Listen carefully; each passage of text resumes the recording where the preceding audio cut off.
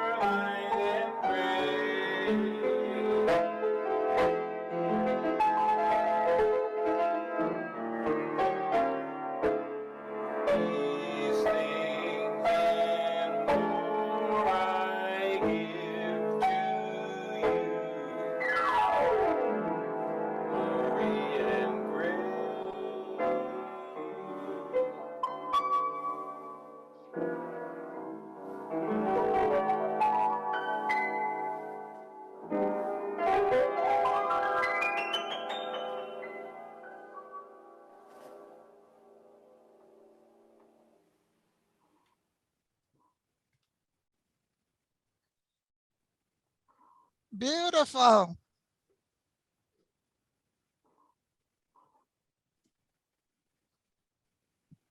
Outstanding. Woohoo.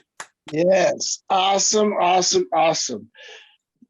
Ujad Sanev, good morning, we'll say family. In spite of my smaller frame, I am trying my best to overcome these technological challenges as we enter our Wosei church. Shay, y'all gonna pray with me? Yes, indeed. Yes, indeed. All right, awesome. So let us begin our worship and praise service. I want to remind folks, this is a worship and praise service. This ain't no Afrocentric program. This ain't no podcast.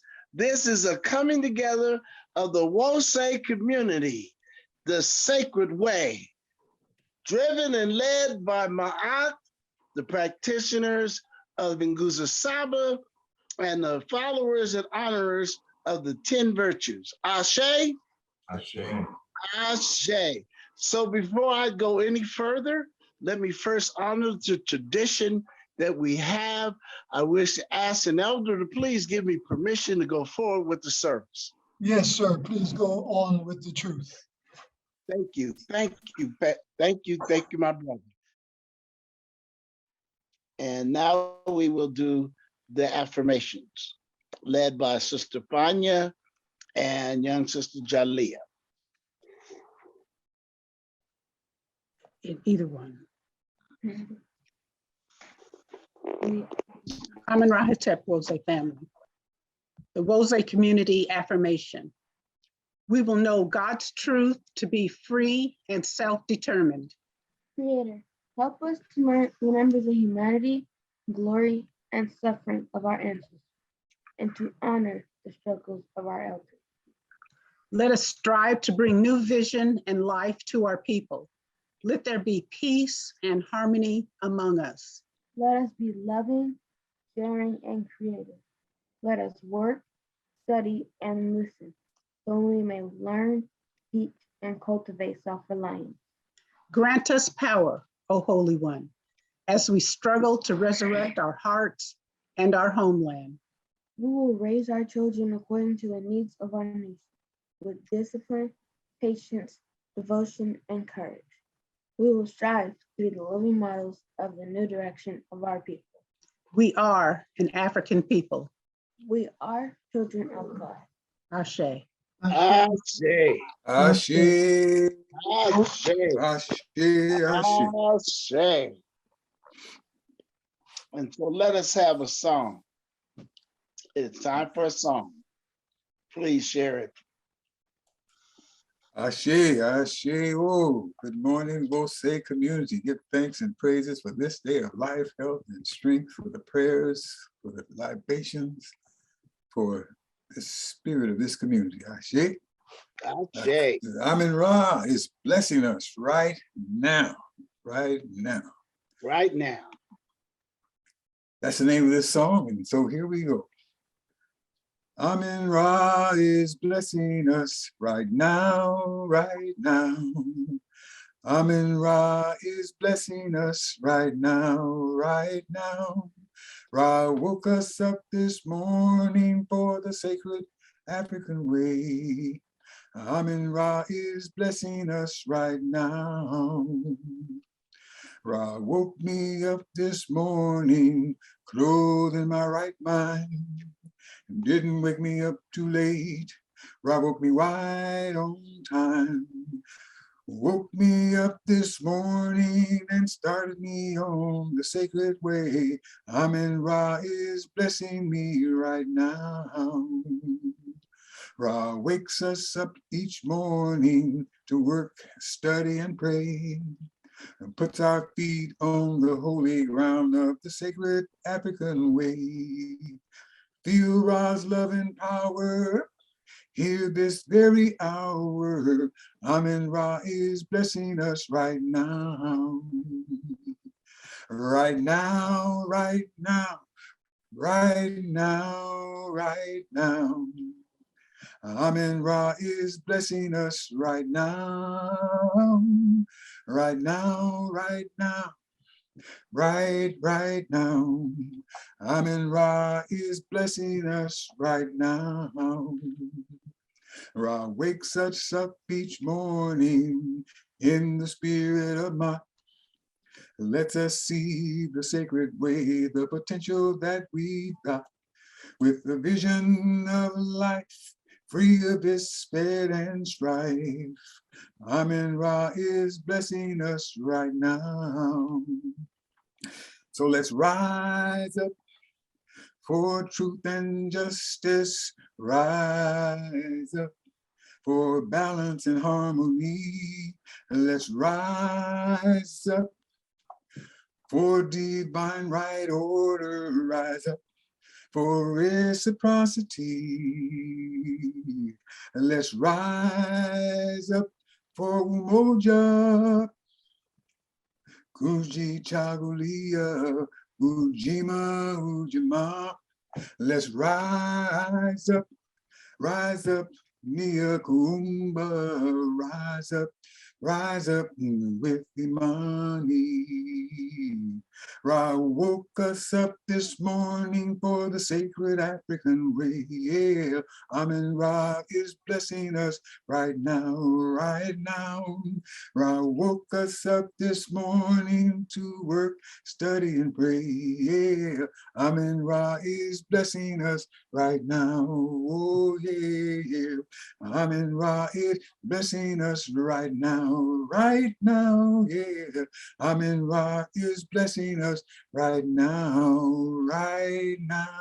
yeah. Amen-Ra is blessing us right now. Rise up, rise up. Ashe, Ashe, Minister Makalisi. Ashe, Well done. Makalisi. Thank you so much. Ashe, That's ashe. right. Let's all rise up. Let's all be lifted up. Our next piece on the service is the historical tribute. Now there's some sort of special presentation, so I'm going to kick it over to Minister Alicia to take care of this part of the historical tribute. Ashe? Ashe. So, greetings everyone again. So right now I'm going to introduce my daughter, who is going to give the historical tribute. I'm just going to give a slight little background on this. A couple of weeks ago, Brother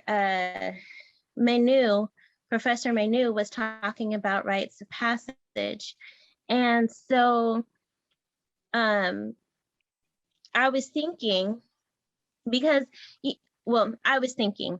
and I said, well, my daughter's getting ready to be 21 and I'm so excited about it. And, in my head, my philosophy, you kind of get grown around 21, not necessarily 18, like they tell you, or whatever that common part is. But I think there's that whole growing period between 18 and 21. And then once you hit 21, you're kind of past that little, transitionary period where you're kind of like, they say I'm an adult, but I don't really feel like one, but I'm trying to be, but I'm, into the realm of, I'm kind of getting to know myself and I'm moving forward. I'm doing things for myself and handling some responsibilities. And so quickly, I'm going to share my screen if I can while I'm talking. And I just want to share with you, I'm introducing my daughter. And so I just want to do this quickly.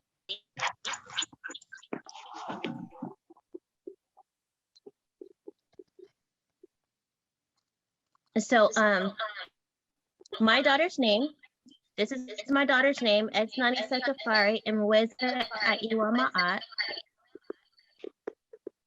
meaning the unknown infinite elements of the creator, the moon triune character, which is to reflect the light of the sun, truth, justice, and righteousness being Ma'at. And so I'm introducing my daughter. She's a wonderful little girl. This is the person, the girl that had come here through me to make me a mother. I only have one quick story. I have a million stories, but I only have one quick story that I want to share with you because I want her to get to her presentation. Is that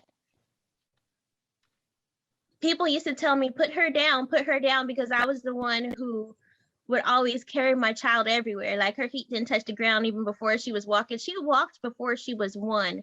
And it was really kind of funny because I never really put her down. I told everybody I carried her in my womb for 9 months. I'm going to carry her again for 9 months. And so that's basically what I did. I always had her in my arms. She was my road dog since she was born.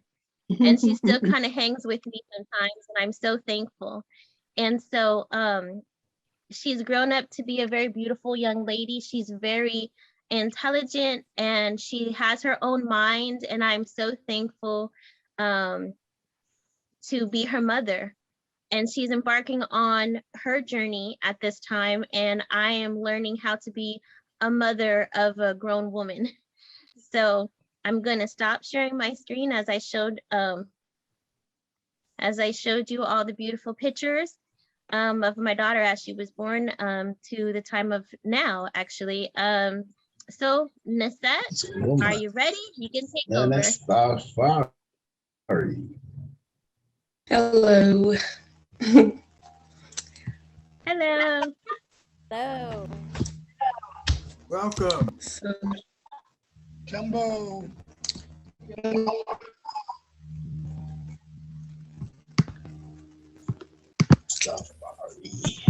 okay. So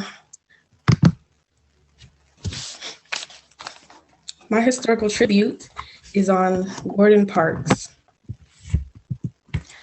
Gordon Roger Alexander Buchanan Parks was born November 30th, 1912 in Fort Scott, Kansas. He was the youngest of 15 children and lived on a farm with his parents until he was 14. He went to a segregated school where he was, as well as all the rest of the Black children, discouraged from the desires of getting a higher education. At one point, he was told by a few of his teachers that it would be a waste of money for him to go to college. At 14, his mother passed away, and he was soon sent to live with his older sister in St. Paul, Minnesota. Gordon and his brother-in-law argued constantly, so he was kicked out about a year later, and so he was sent to live on the streets. He had to work jobs in brothels as a singer, piano player, busboy, and a traveling waiter just to survive. After the Wall Street crash of 1929, it brought an end to his last job at a gentleman's club. So he hopped on a train and went to Chicago. Ever since he was a little boy, around 8 years old, he loved looking at the photographs in magazines. He bought his first camera at a pawn shop in Seattle for $12.50 and taught himself how to take pictures. The man who developed Gordon's first roll of films said his work was pretty good and he should seek work at a fashion assignment at a clothing store. In 1940, Gordon and his wife were asked to move to Chicago by Joe Lewis's wife after seeing his photos in the stores. They moved out there, and she soon opened a portrait business that specialized in photos of society women. He was best recognized and remembered for his iconic photos of poor Americans in the 1940s, and these two pictures are a couple of the most famous pictures that he's taken.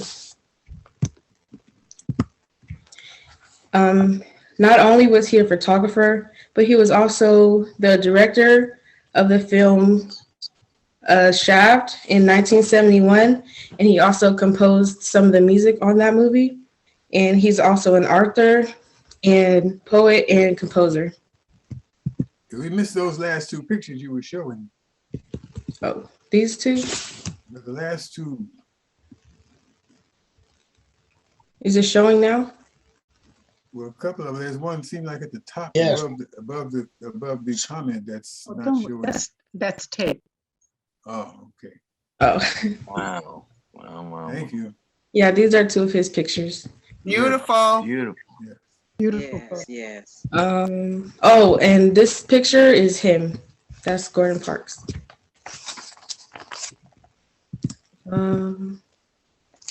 Gordon received over 20 honorary doctorates in his life. He was awarded a fellowship in photography from the Rosenwald Fund. He was named Magazine Photographer of the Year.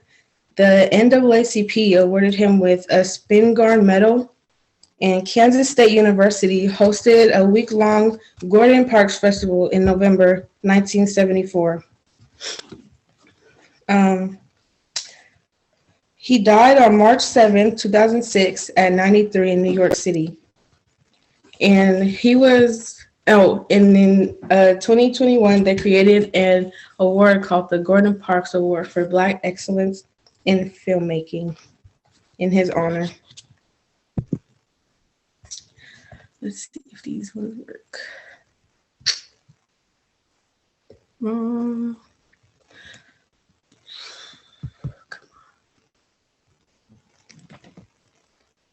Some of these pictures aren't loading, but these are some of the pictures I took because I also love photography, which is why I chose him.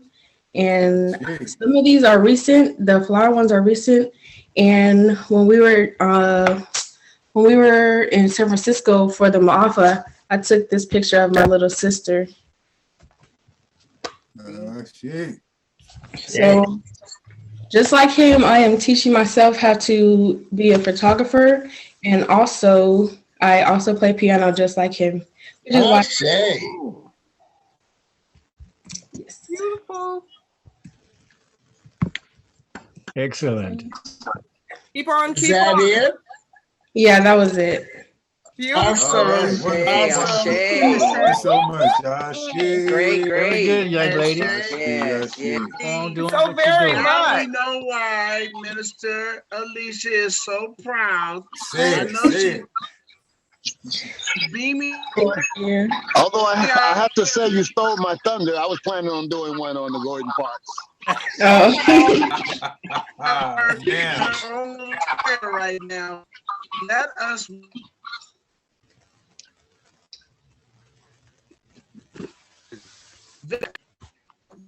come on, y'all.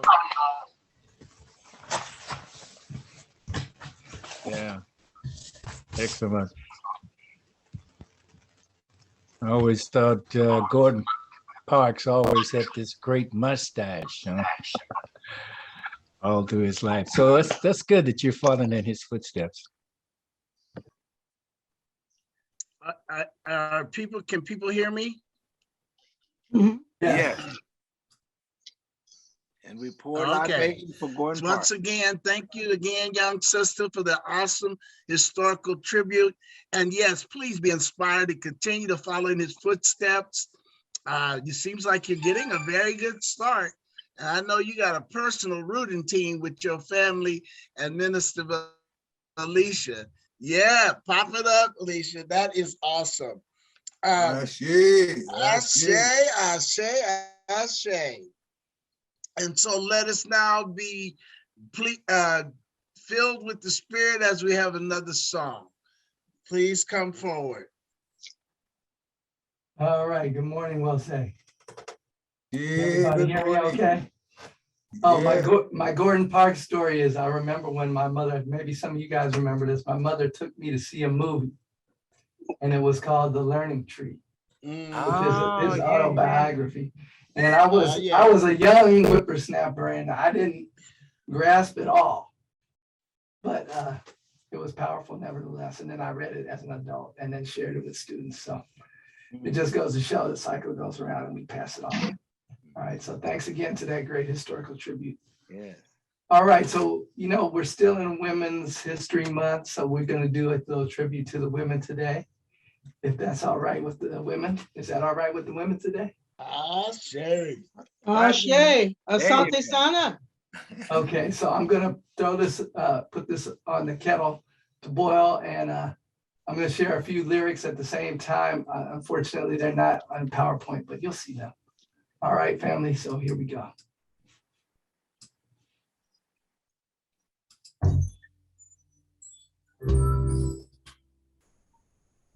African goddess,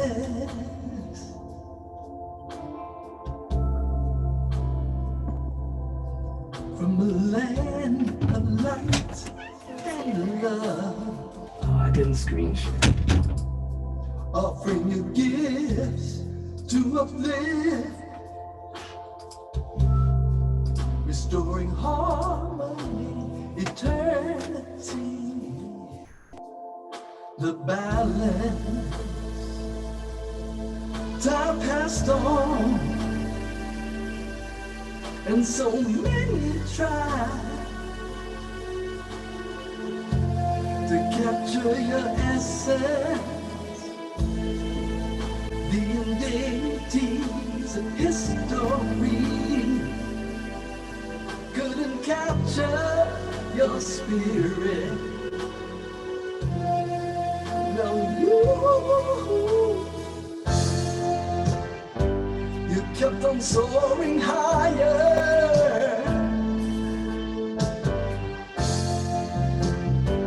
You kept on offering your love to the sky.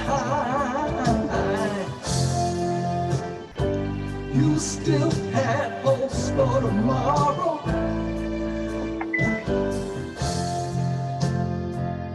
You still believe, yes you did.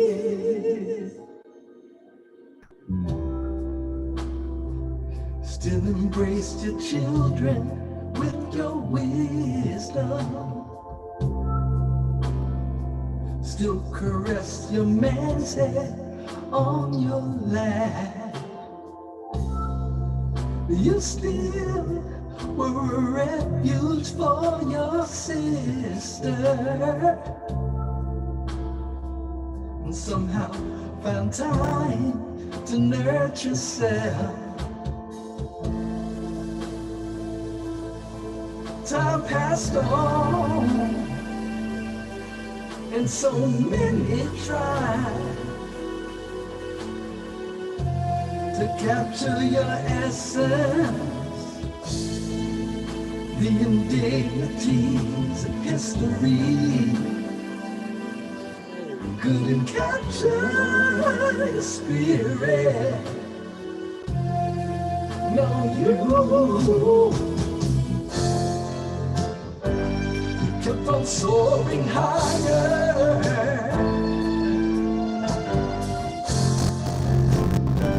You kept on offering your love to the sky. You still had hope for tomorrow. You still believe.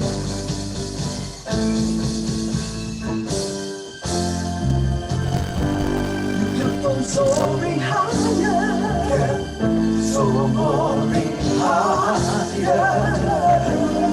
Kept on offering your love to the sky. You still had hope for tomorrow, tomorrow. You still believe.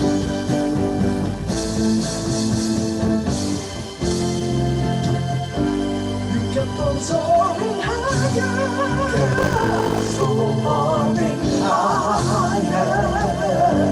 You kept on offering your love to the sky. You still had hope for tomorrow. You still believe, yes you believe.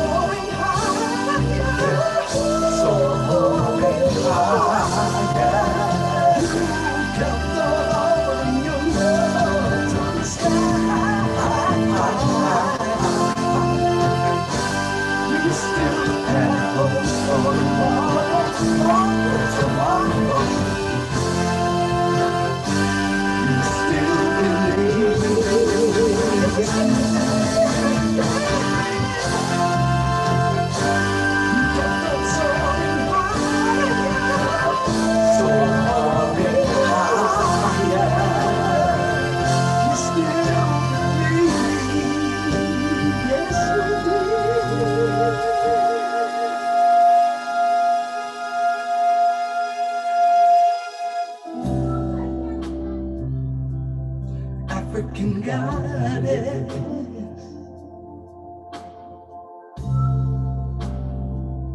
did you know you're still standing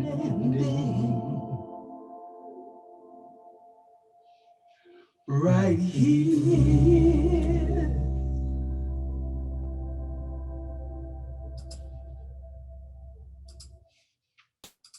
So that's for y'all, Queens.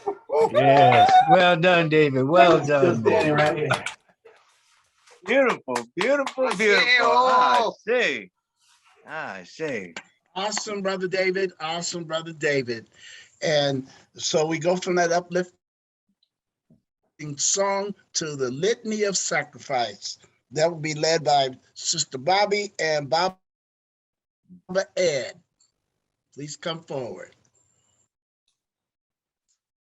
Good morning, Say family. This is Bobby, a member of Sacramento Church. Say Sacramento. I will be doing the Litany of Sacrifice along with Baba Ed. On the screen right here, you will see the address for Say Oakland and Say Sacramento. I will. Okay, I'm going to go ahead and start the Litany of Sacrifice. Save us, O Holy One, by your name. Vindicate us by your might. Hear my prayer, divine protector. Listen to the words of my mouth. How can we repay the Holy One for the gifts that have been given to us? We will lift up the cup of salvation and call upon the God of our ancestors. We will fulfill our vows to our Creator in the presence of all our people. Gladly, we bring our sacrifices to you. We praise your name, O Amen Ra, for it is good. Umoja, unity. We shall strive to maintain unity in the family, community, nation, and race. Kutagalia, self-determination.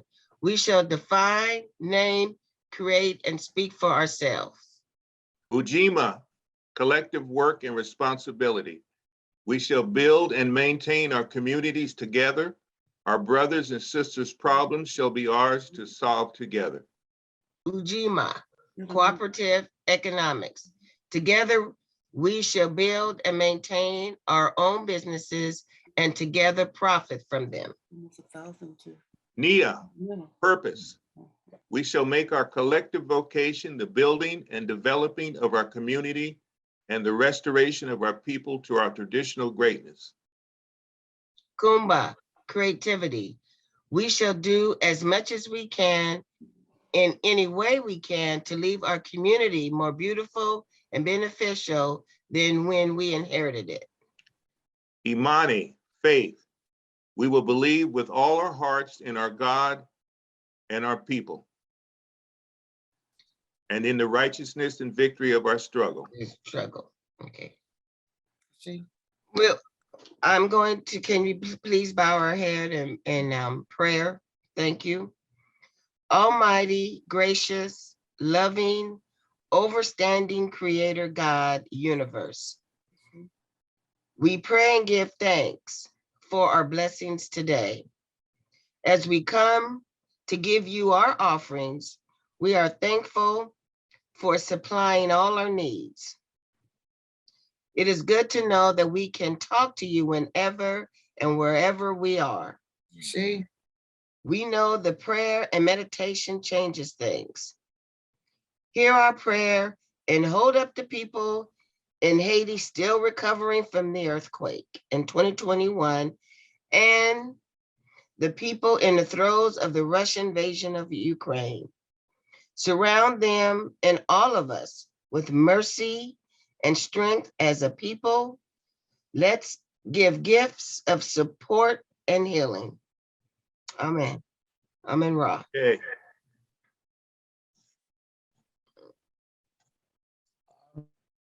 Amen, amen, amen, Ashe.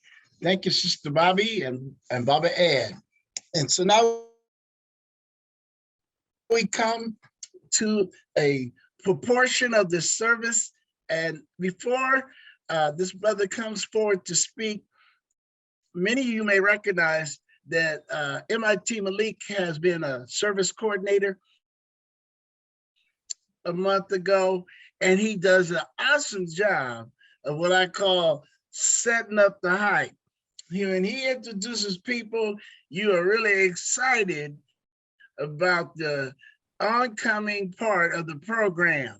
And so I'm going to attempt to just say that we are indeed being prepared for a treat. This brother is going to bring the message. He is a bit of a militant, honest, outspoken brother, and I look forward to hearing his message. Let us all greet and open up our hearts and our spirits as the message is being brought today by M.I.T. Brother Malik. Ashe, Ashe, Ashe, Ashe. Thank you, M.I.T. Molly, for that beautiful introduction. And believe me, Wilson, I don't feel any pressure. The beautiful historical tribute. I don't feel any pressure from that beautiful historical tribute. But today, it may surprise some of you, maybe not. But today, instead of a message, I decided to do something different. Hold a trial. That's right, hold a trial. So you can't escape jury duty today. I want to hold a trial whereas I portray a prosecutor and you, the community, are the jurors, on mute, of course. Now here's how it will work by the grace of Amen-Ra. I will present witnesses by way of video. I will address a question to each witness. And this entire process should take approximately 40 minutes or less. And so I'm going to attempt to share my screen. Okay, there we go. So,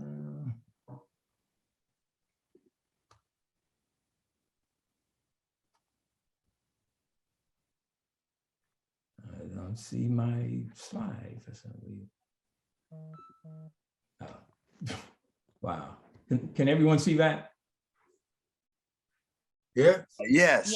Yes. Okay, good. That's the first part I was concerned about. Okay. Let me push play. So as you can see, this is a trial. It's a part of my militancy of M.I.T series. The people of M.I.T versus the United States of ISFET. The case for revolution, restoration, and reparations. Brothers and sisters, we've been bamboozled, run amok, led astray, hoodwinked. The people of M.I.T were proved beyond a shadow of M.I.T that for over 400 years, United States of ISFET has with a laser-like focus engaged in the relentless, systemic, and deliberate oppression, degradation, and attempted dehumanization of Black people of African descent. Our people have been raped, murdered, lynched, and enslaved. We have had our land, lives, and legacies stolen. Black people have been lied upon and spied upon.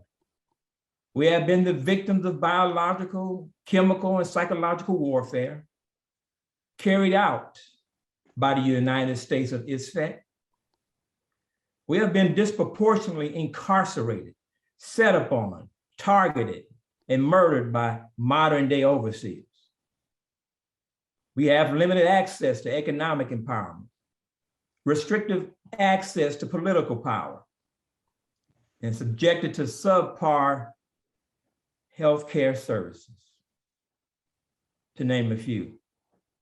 Every aspect of our existence is under attack because we are not considered full citizens. The US Constitution does not fully apply to us, nor does it protect us. Not even the hair on our heads is protected. Our right to vote has been severely restricted. Free movement has been impeded. Our voices have been silenced. And under the guise of critical race theory, our history is being whitewashed. The malaise of our Ma'afa continues to this day. As a result, we seek compensatory damages in the amount of $40 trillion and $100 trillion in punitive damages. Lastly, we seek the removal of the defenders of ISFET from all positions of power, economic power, judicial power, education, politics, military, entertainment, etc., and that they be replaced with the people of Ma'at, so that the planet and all of its inhabitants can once again, as it was in the beginning, stand in the light of Ma'at. We ask that you find the defenders of ISFET guilty on all charges as contained in the indictment. Now, one thing I failed to do out of sequence, but it's important to know who's presiding over this case. All rise for the Most High and Honorable Asar, Lord of the Perfect Black, representing the male principle of Amun-Ra, and Aset, representing the female principle of Amun-Ra. All witnesses have been sworn in. Raise both of their black hands high up to the Most High. And they swore to tell the truth, the whole truth, and nothing but the truth.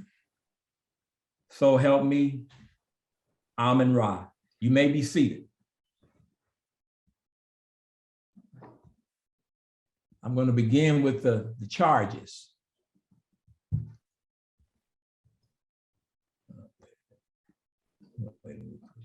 Excuse me 1 second.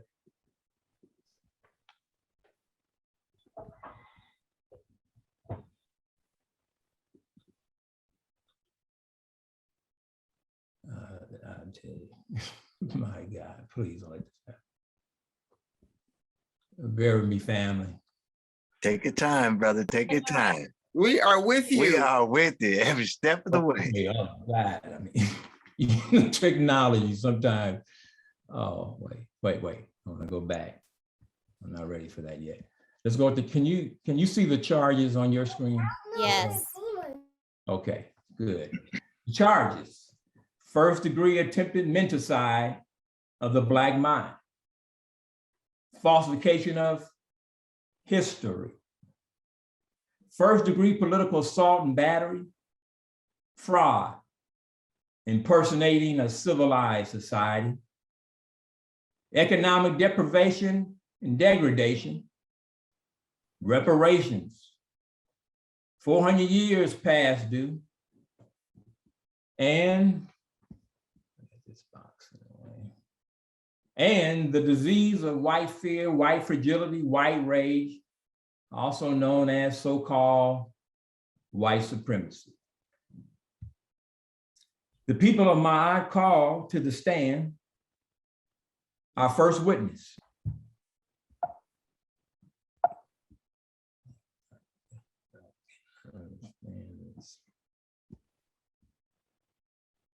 Okay. Like most Americans, I was taught very little about the institution of slavery. It, of course, explained the American presence of my family and all the Black people I knew and saw. But like most Americans, slavery was largely taught to me as something that was marginal to the American story. Slavery had to be mentioned in our history books because we had to talk about the Civil War.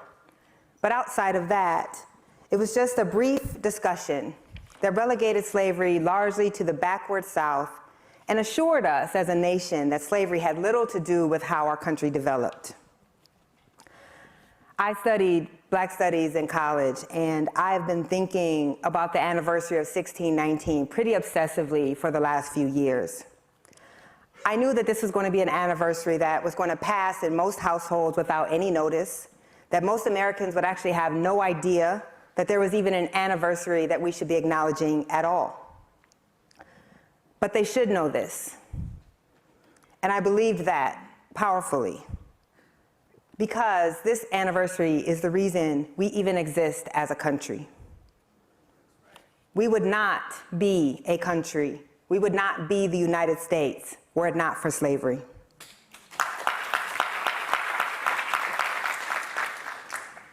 When we think about the sheer wealth that the forced labor of those who were forced to come here from the continent of Africa produced for the colonies, it was this labor that made these struggling colonies wealthy. It was this labor that allowed these founding fathers to have both the wealth and the moxie to believe that they could break off from the most powerful empire in the history of the world, one of them, but certainly the most powerful empire at the time, and start their own country. We know that the enslaved grew and picked more cotton than anywhere else in the world at the time, supplying 66% of the world's supply. It was the money and the dizzying profits from the enslaved labor that paid off our war debts after the Revolutionary War, that financed some of our most prestigious universities, that helped fuel the Industrial Revolution. It was enslaved people who built and laid the railroad tracks that crisscrossed the South.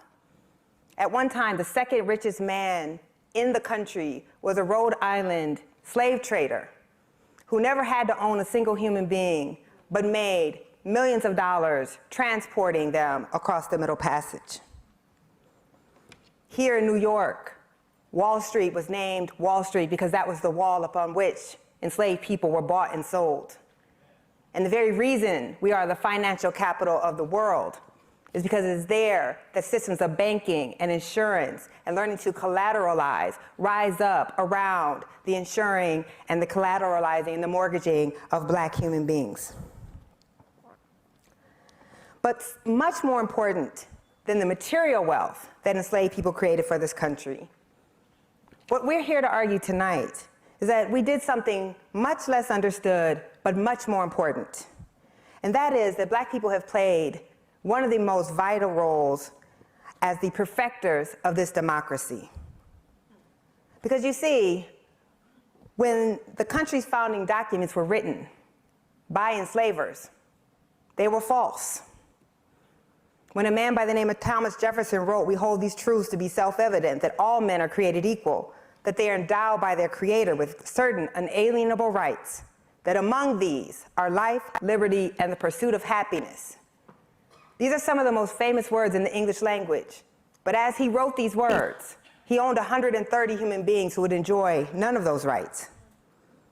At that time, 1/5 of this country lived in absolute bondage. We were founded not as a democracy, but as a slaveocracy, a country run and ruled by slave owners. If this feels uncomfortable, simply imagine the truth that 10 of our first presidents trafficked in human beings and worked them on forced labor camps. But while the founders set up a decidedly undemocratic constitution that denied the franchise to the majority of its citizens, to women, to Native people, and to Black people, and also deprived absolute rights of 1/5 of the population, Black people actually believed and took those words literally. Black people responded to their enslavement by demanding and fighting not just for their own rights, but for universal rights. They believed those words that our founders did not. And from the moment when Crispus Attucks, a man who himself was not free, who was a fugitive from slavery, died for the freedom of this new nation, all the way to now when we see the Black Lives Matter protests, then we must acknowledge that it is Black people who have fought more than any other group to make the ideals laid out in the Constitution a reality. At the end of slavery, it is Black people who had been deprived by law of the right to read and to write who bring public education to the South. It is Black people who push for the amendments that end slavery. We are the third to the last country in the Americas to end slavery. We were not exceptional at all when it came to that. It is Black people who pushed for the amendments that provided equal protection under the law and granted citizenship to everyone who was born on this land, and universal suffrage, at least for men at that time, and that helped propel the first civil rights legislation that this nation ever passed. Yet 100 years later, Black people would still be fighting for the rights that they had guaranteed a century earlier. And the civil rights movement, which lasted decades and cost hundreds and hundreds of Black lives, set the stage for all other civil rights battles that this country would face. Immigrant rights, gay rights, women's rights, disability rights. All of these rights find their inheritance in the Black rights struggle. The civil rights victories that Black people won never ensured rights just for themselves, but for all marginalized people across this nation. We are a unique people on this soil. We came here under singular circumstances. No other group was forced to come here in chains in the bowels of a ship.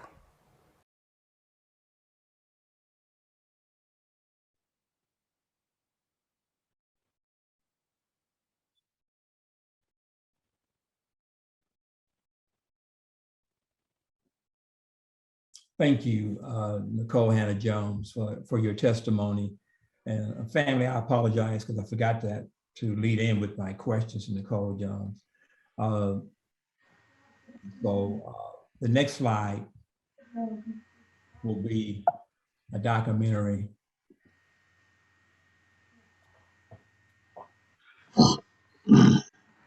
Now, before I show this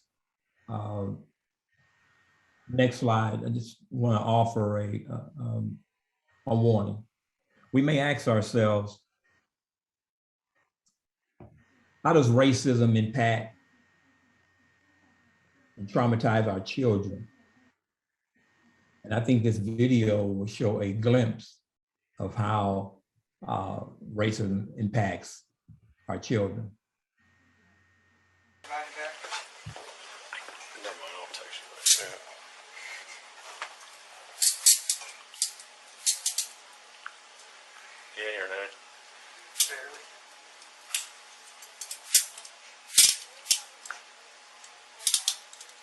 Stop! Stop! Stop!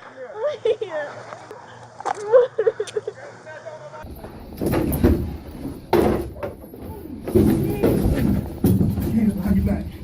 Give me your hands. Give me your hands.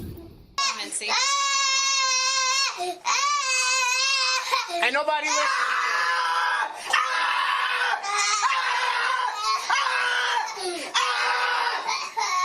Huh? Huh? You know what these are for?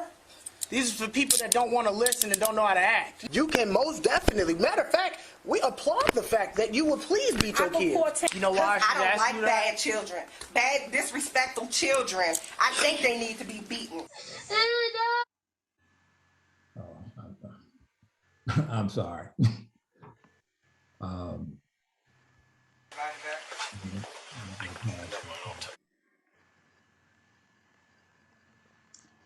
fact that you would please beat your kids. You know why I don't like bad children, bad, disrespectful children. I think they need to be beaten. No, I want to come No, don't put handcuffs on. I don't want to go to the police car. You don't want to? No, please. You have to. In 2018, a 14-year-old boy in Fresno, California came to school with this pattern cut into his hair. He was told that he was distracting to other students and violating the dress code, so his mother agreed to get him another haircut, but said that she couldn't get an immediate appointment because of a lack of black barbers in the neighborhood. So when he returned to school the next day, he was suspended. In the same year, a student in Apache Junction, Arizona came to school with a bandana tied around his head and was also told that he was violating the dress code. As teenagers sometimes are, he was a bit obstinate and refused to take the bandana off, and that got him arrested. In 2012, in Midgeville, Georgia, a 6-year-old threw a tantrum and was arrested for simple battery and criminal damage to property. It didn't say what degree that was in, but in Georgia, the lower second degree carries a minimum 1-year sentence. Charges were only dropped after public outcry. You'll probably notice that all 3 of these kids are black. These kinds of strict punishments fall disproportionately on kids of color and especially black kids in American schools. A study by the U.S. Department of Education looked at the 2009-2010 school year and found that black kids were 3.5 times more likely to be suspended or expelled than their white peers. And black and Latinx kids account for 70% of arrests made in school, despite making up only 29% of the population.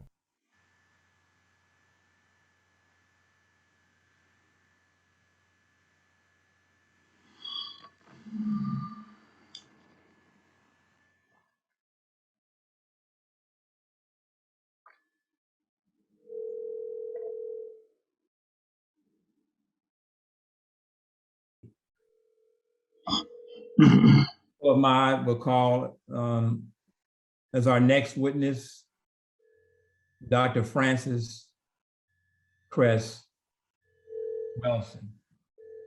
And Dr. Welsing, if you can explain to the jurors, what is the Cress theory? And what is the greatest fear of Black people, specifically Black males, that white folks have that leads to their abject anxiety, fragility, white tears, and their reprehensible, insatiable desire for violence? Dr. Welsing?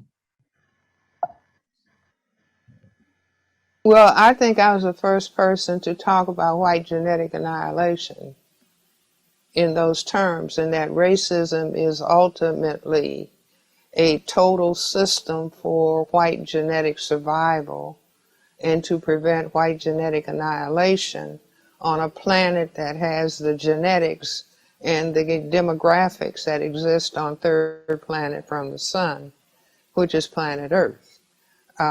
So I was the first to put it in those terms, and my thesis has not been refuted. I would say that if my definition is understood, that racism, white supremacy is the fear on the part of people who classify themselves as white about white genetic annihilation and the concern for white genetic survival. This would therefore mean logically and specifically that the focus has to be on Black males, because Black people have the greatest genetic potential to produce the black pigment melanin, which gives all skin color. And since we have the highest level of genetically determined ability to produce this pigment that can cause white genetic annihilation, and it's only males who can impose sexual intercourse. And so the focus consciously, subconsciously has to zero in on the males. This is why I say that understanding, I'm not talking about institutional racism, I'm talking about a total system construct that develops out of certain patterns of thinking on the part of people who classify themselves as white relative to specific realities that exist on this planet. And so then once that is understood, that the fear of genetic annihilation that takes to the focus on the male, the black male person, as being the number one perceived threat, the number one enemy, and everything flows from that. Thank you, Dr. Wilson. So if I understand you correctly, you're saying the greatest fear the white people have is the fear of disappearing. White genetic annihilation.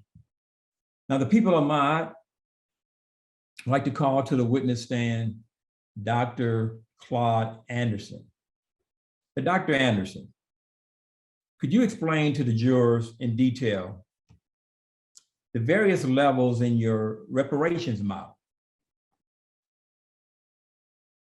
This is the richest country in the world, the most capitalistic country in the world. And here you are 140 years after slavery when you're supposedly 100% free and you still only have 1/2 of 1% of this nation's wealth. You cannot compete.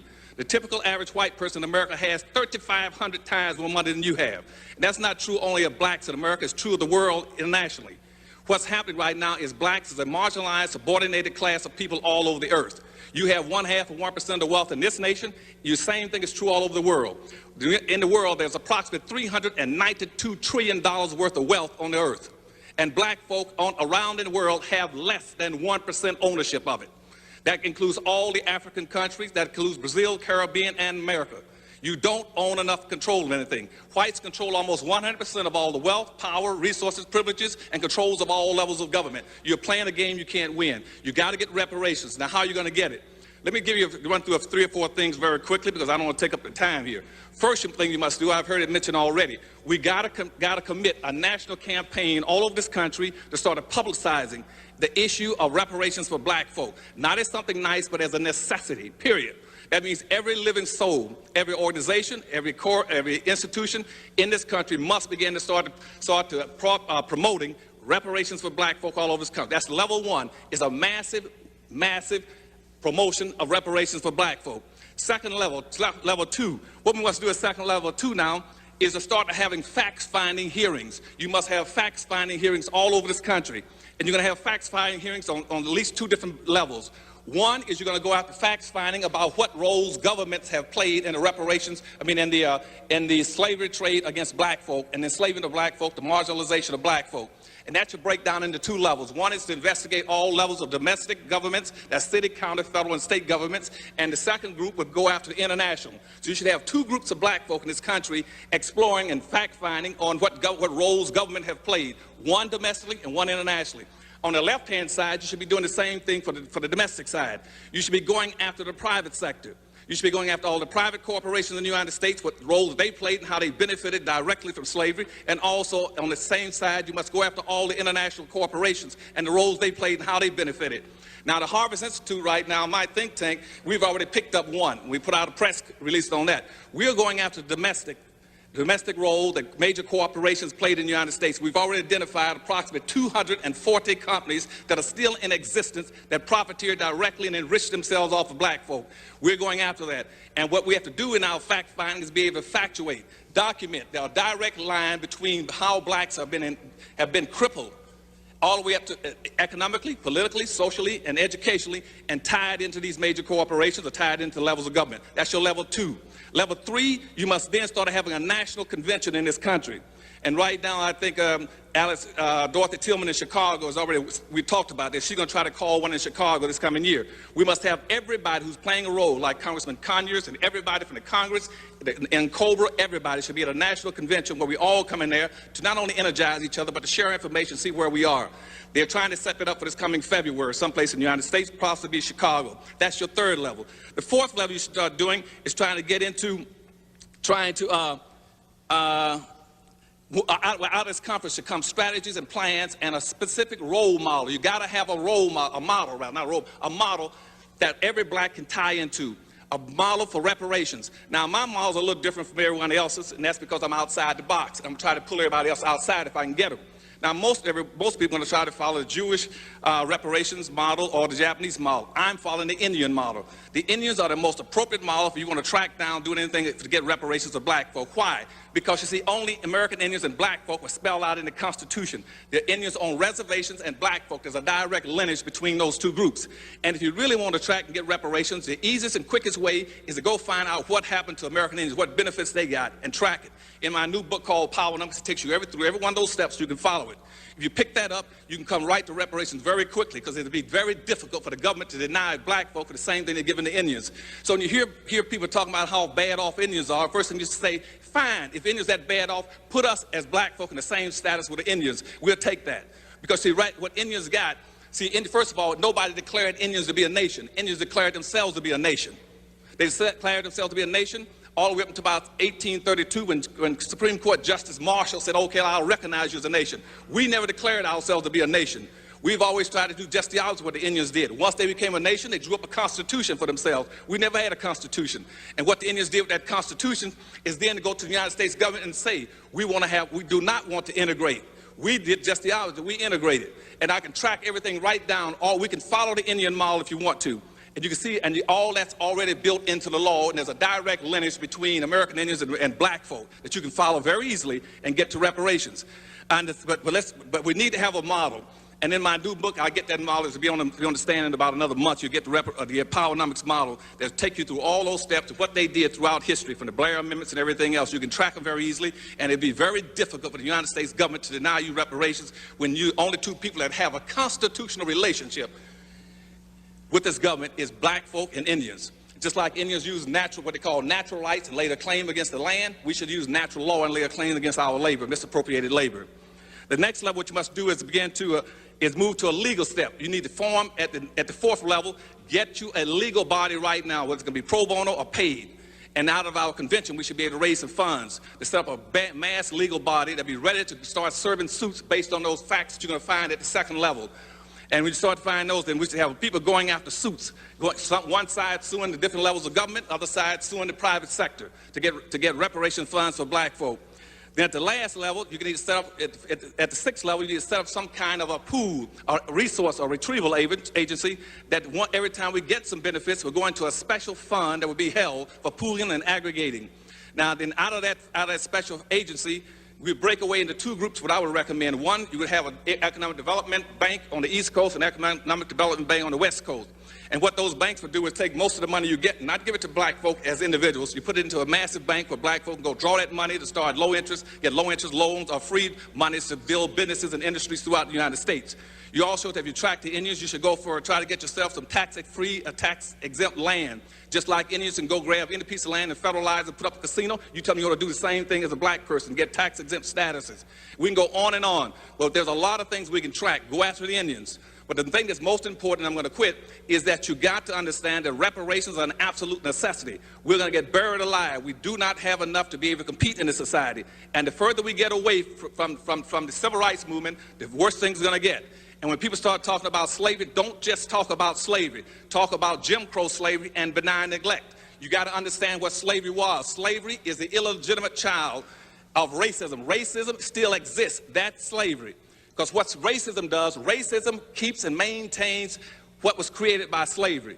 Now, racism is a competitive economic struggle between groups of people for power and wealth. And it's slavery, and racism never existed until the 16th century. And when slavery went out of existence, racism took over. Racism has gone from meaning slavery to being something biological. Then it moved on in about the 1800s. It returns to be something as a personal behavior or an attitude, and now a bias and a prejudice. Racism has nothing to do with attitudes, with prejudice, and with bias. Racism is a competitive group contest between people for race, resources, and for superiority. And racism is a race without a finish line. I thank you very much. Thank you. Thank you, Dr. Claude Anderson, for that very deep analysis of reparations and a clear definition of what racism is and what racism isn't. Absolutely, we thank you. Next, the people will call to the stand our last witness. our last witness, but certainly not least, will be Dr. Marimba Ani. Dr. Marimba Ani, can you prescribe the treatment or the prescription for healing our spirits, our minds, and our souls from our collective trauma? Give us the antidote, Dr. Ani. Racism, European nationalism, the system of white supremacy, and European world domination. And the benefit of this paradigm will be that it focuses on us and on the needs and goals of African people, as Dr. Jones has talked about.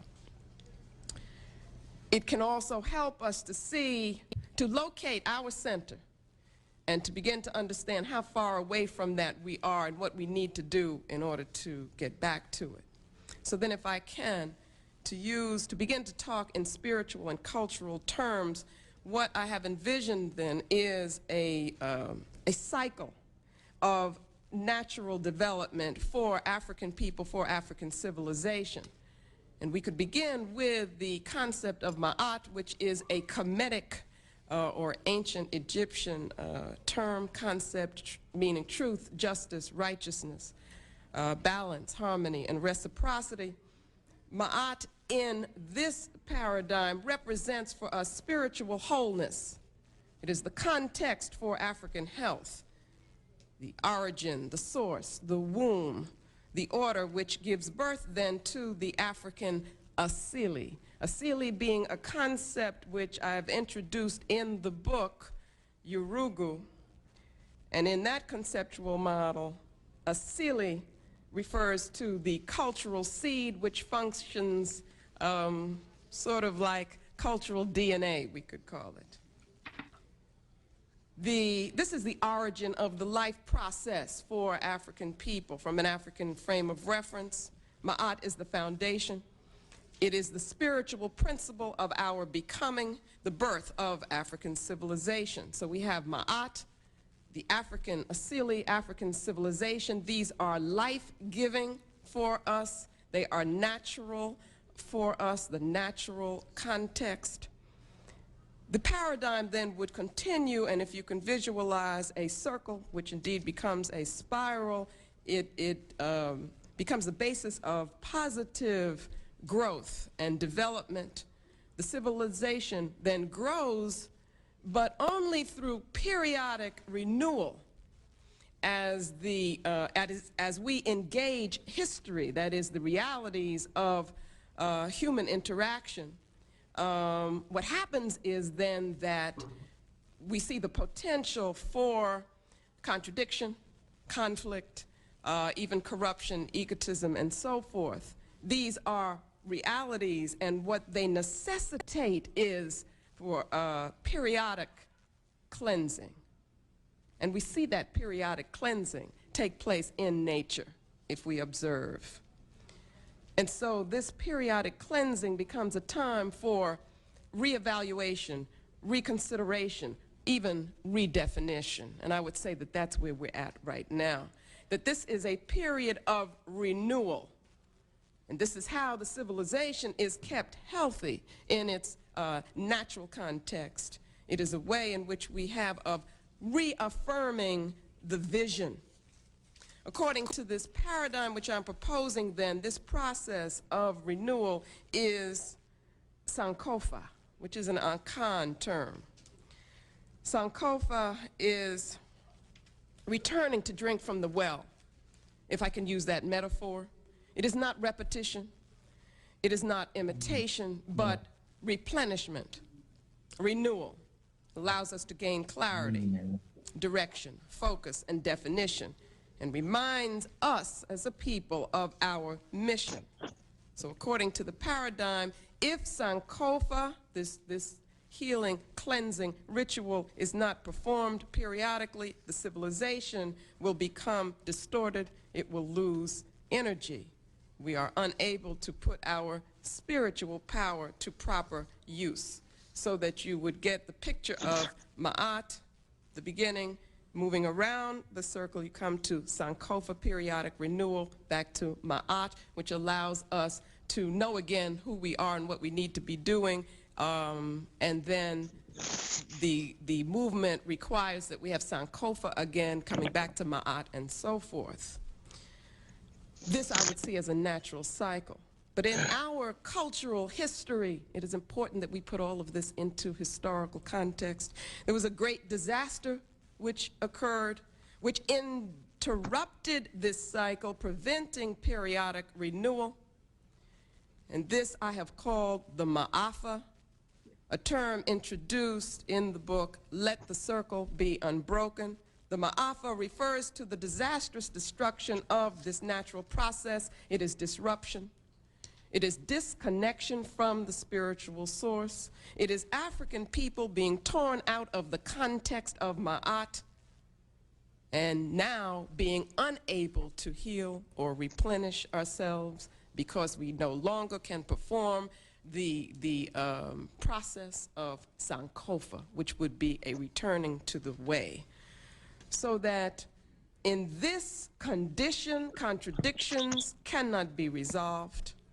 In this condition, we are disconnected from the spiritual processes which would allow us to replenish ourselves. We are taken out of the circle. Ma'afa refers to the European enslavement of African people. We become entrapped in a mass of pathology, unable to grow, unable to even think in our interest. So the Ma'afa really represents for us African self-hatred, African cultural denial, and this, I would say, is spiritual illness. This is what it means to be a spiritual people, is that we require a ma'atic or truthful environment in order to be healthy. We require special cultural patterns and behaviors. This is based on a worldview which approaches the universe as a spiritual totality.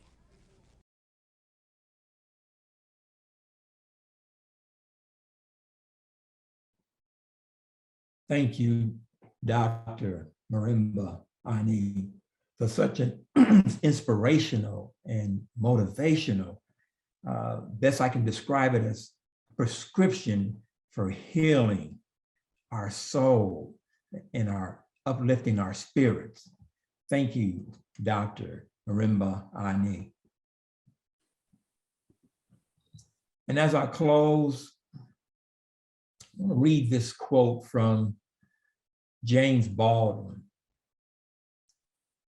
The Fire Next Time. If we do not now dare everything, the fulfillment of that prophecy, recreated from the Bible and song by a slave, is upon us. God gave Noah the rainbow sign. No more water, fire next time. My brothers and sisters of Ma'at, the people of Ma'at have proven beyond any shadow or benefit of the doubt that the defendants of Isfet are guilty of all charges contained in the indictment. We ask that you find the defendants guilty, and by a show of black hands raised high into the sky, if you agree that the case has been proven beyond any doubt, raise your black hands up in the sky. Guilty! Guilty as charged! Guilty! Guilty. Ashe, thank you, thank you. The people read. You have outdone yourself, But I do want to say this to you, family. I have to first give thanks and praises not only to the Most High, but to the production team. And you see, things kind of started off kind of rocky. So I just want to acknowledge Baba Tai and Baba Bill and Baba Jeff and Minister M.I.T, but especially, I mean, Baba Jeff, for those of you who have worked with him directly, I cannot tell you the inordinate amount of time that he and I spent just trying to trim and edit all of these videos. I think Baba Jeff and I spent more time with each other than we did with our respective families. Because and then on top of that, it was daylight savings time, and I realized even later than we thought it was. And so I just want to give a shout out to Baba Jeff for basically holding my hand, because it could not have been fulfilled without him. And I trust and hope and pray that you enjoy this trial. And originally, I had just to give you some background, some insights. Originally, I had about 15 videos, and Baba Jeff said, "Brother, you can't do 40 minutes worth of videos," and so I had to, because obviously this is not an extensive witness list, but just to give you an idea, I had Malcolm X. I had to take Malcolm X off the list. I had Dr. John Henry Clark. Dr. John Henry Clark didn't make the final cut. I had Dr. Amos Wilson. Dr. Amos Wilson didn't make the final cut. I had Bobby E. Wright. I had Dr. Carol Anderson. I had all of these heavyweights that I wanted to present to you, but I know in reality, we had to pare down to be respectful of your time. And so thank you so much for allowing me to present this trial. And Ashe, Ashe, Ashe. The other one you can say for everyone, number 2. Well done. The follow-up. You can put on. Wow, wow, wow. Brother, you have lifted that bar as we talk about this spiritual bar. Oh my spiritual bar that we use. Brother, you have taken that bar and now you are at a, we used to say Olympian. This is like a Haruian feat, brother. You have set this bar so high. Could you clear the screen so we could see the yes. I gotta see all my people out there. We got to see you. My goodness. Now this is what we are talking about. This is what's going on here. We'll say this is what we are building. This is the M.I.T. Ministers in Training. This is the training we are training for, the need to bring things forward. This is what we got right here.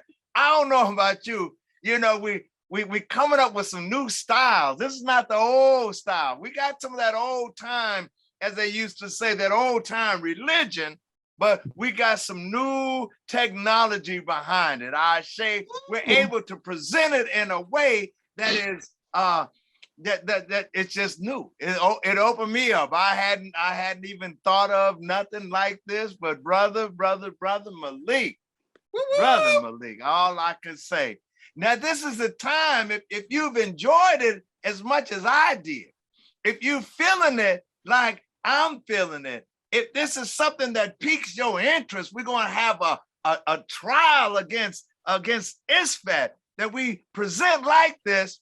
This is a time that you can come join the movement. Come on now. It's time. This is a movement. It's not just like, you're going to join this church back in the day. Like I say, you walk in and raise your hand and step forward, say, I want to join the church. And you might, most people do, they show up on Sunday and, talk a little bit and take the confession, drink the wine or the communion, the grape juice, and head on home. But this is a movement. We start to look at things a little bit different. Come on now. Because we've been given the challenge. We've been given the word has come out that we have to prepare for the next generation. Come on. We have to prepare for the next generation. As we talked about, we have young people coming up behind us. And if we don't teach, If we don't instruct them, then we can't sit back and just complain. Right, Oh, right. Look at how they walking Right, with their right. pants hung down. Well, you're not setting an example. Come on. Look at what they're doing. We have to set the example. We have to be the ones that they can look to. This is the movement that we are putting in place. Yes, And if you want to be a part of this movement, if you want to join in on this movement, if you want to be with a body, a group of people that are committed to doing the things that you're thinking about, the work. like I say, many hands make light work. Yes, yes. You don't have to be the only one running and jumping up on soapbox. You can join the Wosay community. You can join this movement and make a difference. So if I see any hands out there, can I see one hand out there? Somebody will just step forward. Just go on. You know, and the thing is, we're not caring about what you're dressing like and what your previous affiliation have been. We saying, come on, let's do some work. Just come on now. A friend of mine's grandfather used to say, you never have to ask a working man if he needs help. Right. Because he's working. Right. So come on, let's just join in. We don't have to ask, excuse me, yo, you want me to no, we said, come on. The door is open. The doors are open. Right. Brother Malik done open. Hallelujah. Shit. He done sat back, kicked the door wide open. It is on and on. So do I have one? Can I get one person to just say, you know what? I'm going to join this movement. We won't bite you. Yeah, we won't. Come on. Raise your hand. Put a note in the chat. Put a note in the chat. Just let us all know that you are interested. Do I have one? If you're a little shy right now, it's okay. The doors are open. Matter of fact, Malik done kicked the doors off. We don't have no hinges. Ain't no hinges. You just walk right through. So come on in, join in. All right. You know, just in the tradition and following things in right order. After we've opened the message has been given. I see. It is out there. I see. Open it up. I see. You can join, and while we wait, we're gonna ask our minister emeritus. We're gonna ask our giant. Yes. We're gonna ask our minister Makalisi if you could give us lift every voice and sing. I see. I first want to say, Minister Malik, the list of other witnesses, maybe you can just give us a list so we can visit them and you know, get further convinced if further convincing is necessary. But we need to hear what they have to say. Ashik. Absolutely, Mr. Makalisi. I will get that list. I'll get that list to the community. I see. Surely appreciate your presentation, your non-sermon sermon. I see. All right. Yeah, we have to have a part two. We have to have a part two. If no trial goes one day, we gotta have another. So here we go. Lift every voice and sing till earth and heaven ring with the harmonies of liberty.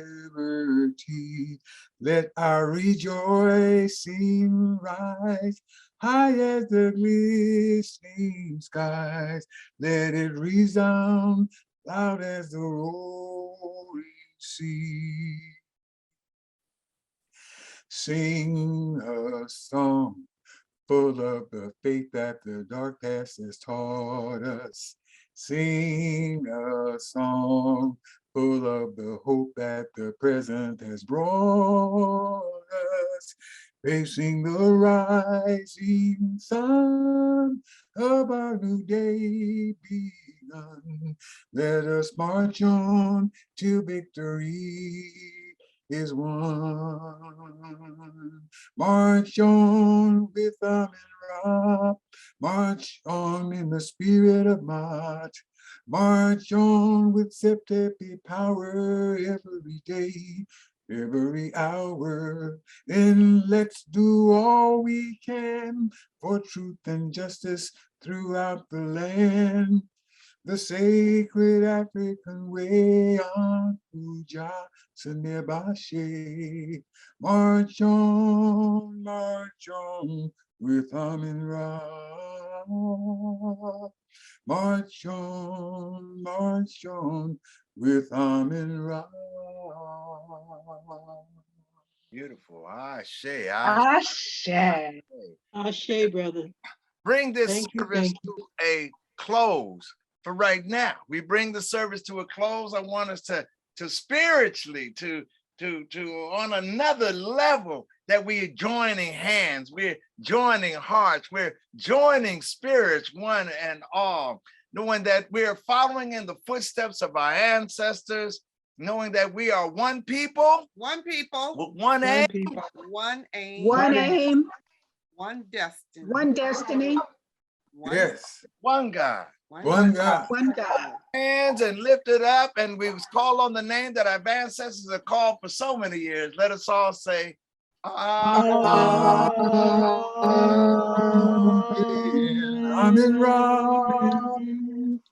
are the beautiful people On the face of this earth. Yes. Ashe. Ashe. Ashe. Ashe.